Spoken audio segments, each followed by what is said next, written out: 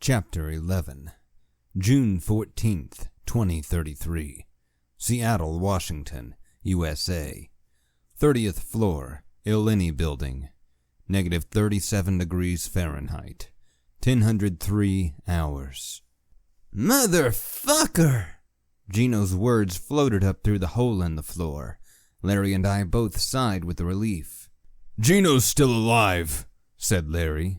I looked around, trying to see if there was any way to pull them back up. Then I realized they had only fallen through the floor to the next story. "Gino, Hillary, are you guys okay?" I shouted down. I heard some rustling for a moment and pained breathing. The dust still swirled around the hole, with ice glittering in the cloud. My flashlight threw shadows across the cloud, whirling shapes of menace and death. Metal particles winked and flashed. I still couldn't see down to the floor below, and I was careful not to get too close to the collapsed hole. The floor was weak, and I didn't want to take a fall like the other two had. Gino finally responded. "Yeah, I'm alive. Took a nasty hit. Can't really move at the moment. Everything fucking hurts. Hillary's here, but I can't get her to open her eyes or nothing. She's breathing, moaning a bit." I looked back at Larry and to Tracy in the lobby beyond. "Hey, Larry, Hey, where's Tracy?" Larry turned around and looked into the lobby behind him. "Don't know. Maybe she already headed down?" "We should catch up. Hillary sounds bad, and Gino sounds really banged up and pissed off." "Gino always sounds pissed off." "Fair. He sounds like he went 3 rounds with your mom." Larry winced. "I wouldn't wish that on my worst enemy. She's literally Amazonian. Let's go help them." I gave Larry the side-eye before nodding. Then I walked back over to the broken terrain. "Keep your eyes open for Tracy. Not like her to take off without saying anything." "What could have made her do something like that?" I asked the frozen air. Larry didn't respond. We started down the stairs, though I had to force myself to go slowly. My shoes could grip the concrete of the stairs, but even a small bit of ice would send me flying. I wouldn't be useful to anybody with a broken neck, so I took the stairs one at a time, pushing myself to move quickly but precisely. Larry followed me, quiet and prepared. I hauled the fire door open and noticed the door to the office that held Gino and Hillary was ajar. The doors opened into the office. I pushed against the steel door, but met resistance. Something was blocking it from inside. I shot a look over to Larry, and he shrugged. He moved me aside and put his shoulder up against the door and gave a little shove. Nothing happened.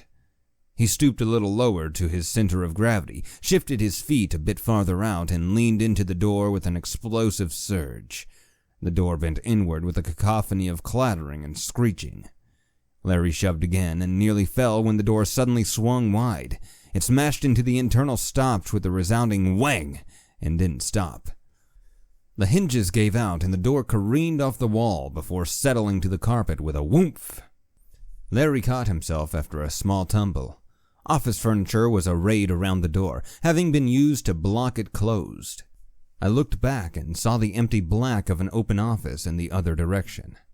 I had a deeply unsettled feeling looking at the other office. Nothing was present there, only darkness glaring back at my flashlight. I shrugged it off and looked at Larry. "You okay?" I asked.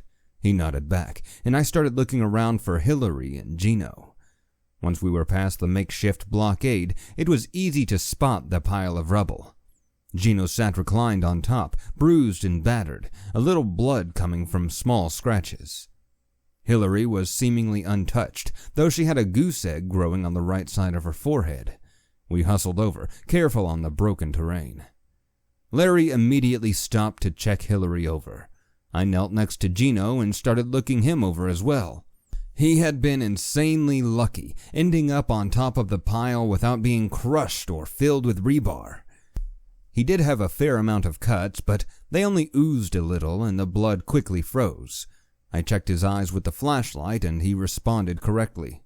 "Fuck out of here with that bright fucking torture device." It wasn't the expected response, but he didn't appear to have a concussion. Just some bumps and bruises, and he would be in a bit of pain for a few days. Larry got Hillary to sit up and start talking, though he looked a little grim. "Are you okay to get up and walk around?" He nodded, looking past me at the door to the lobby. "Hey, Dante, did you see that?" I turned around, looking into the darkness. My flashlight beam swept over the door and the walls near it before I shined it into the lobby. The darkness consumed nearly the whole of the lobby, refusing to let the light shine more than about 40 feet. I turned back to Gino. "No, man. What are you talking about?" "Never mind. Must have fucked up my head in the fall. Just seeing things, I guess. Fucking darkness is maddening." He winced as he put a hand to the side of his head. I held a hand out to Gino and he took it. We worked together to lever him up to a standing position. Gino stepped off of the pile of rubble, walking around to Hillary's side. She and Larry were talking quietly and Gino joined them. I realized at that point that the hairs on the back of my neck were standing up. I examined the room again, but saw nothing important. All of the windows on this floor were still intact, though wind could be heard moving through the office and the floor above. It whistled through the hole, creating little vortexes in the ice and dust in the air. The lobby was still dark, though dust still floated through the air, causing shadows to dance and writhe occasionally. Shapes flickered at the far edge of the flashlight beam. I squinted, trying to make out anything that might be there. Shadows flitted about in the beam of light. Then something else occurred to me. "Hey, Tracy isn't down here." I glanced at the other three. They all looked at me like I was dumb. "No, seriously. We thought she immediately came down here to help you two." I had a mild headache set in. I hadn't noticed it before. Gino had a glazed look in his eyes. For that matter, so did Hillary and Larry. "What? No, wasn't she in... No, I don't remember seeing her recently," Gino said with uncertainty. "Okay, you must have a concussion after all, Gino," I said. "No, I don't remember seeing her either," said Larry. I shot him a worried glance. Someone falling 10 feet and having a concussion is one thing, but someone that hadn't experienced trauma forgetting something was something else entirely. "Okay, this is very strange. She was with us, prayed over us when we left?" The others looked at me blankly. "She was right behind us when you two fell through the door."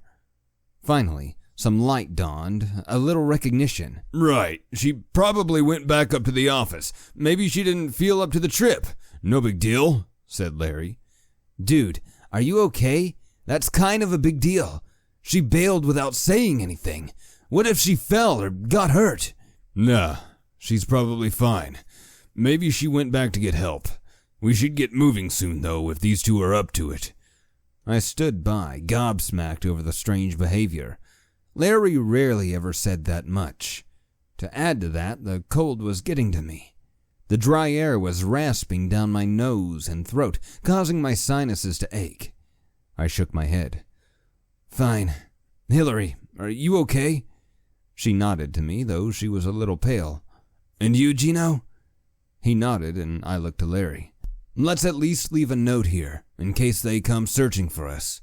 Man, I wish we had some radios or something." I set about looking for supplies for a note. Just like our office, far above, there was a dedicated open cubicle with a set of printers and their related supplies. I found a pack of paper and ripped it open. The first sheet slid out of the pack with a strange crinkling sound. A pen sat abandoned on the desk, so I put the paper down and grabbed the pen. It did nothing except make a strange scritching sound as I tried to write on the paper. I tossed it into the darkness because the ink was frozen solid. My hands were aching from the cold even through my gloves. My nose had gone numb since we weren't moving much. I made a mental note to get balaclavas or ski masks. Then I spied a pencil. I grabbed it and wrote in big block letters. The note said, "If you're reading this, head up to 70. Going to store, back soon." I wasn't satisfied with it, but I couldn't make it easily readable without adding more words. I shrugged and made a few more copies. Then I found tape and tried to pull a piece off of the roll. It shattered into glitter. The tape was too fragile.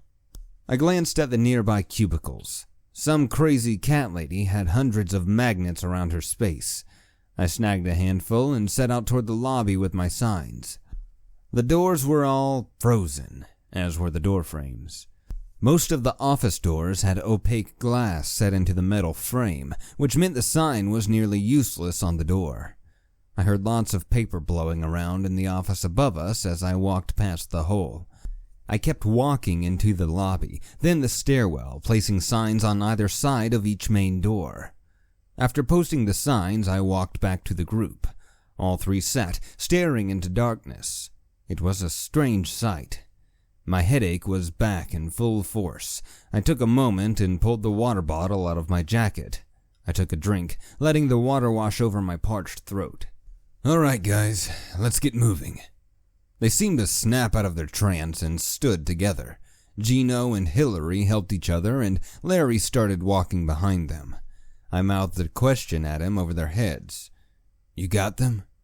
He nodded, and we set out back into the stairwell.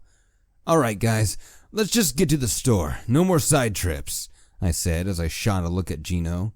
He balked for a moment, then caught on that I was messing with him.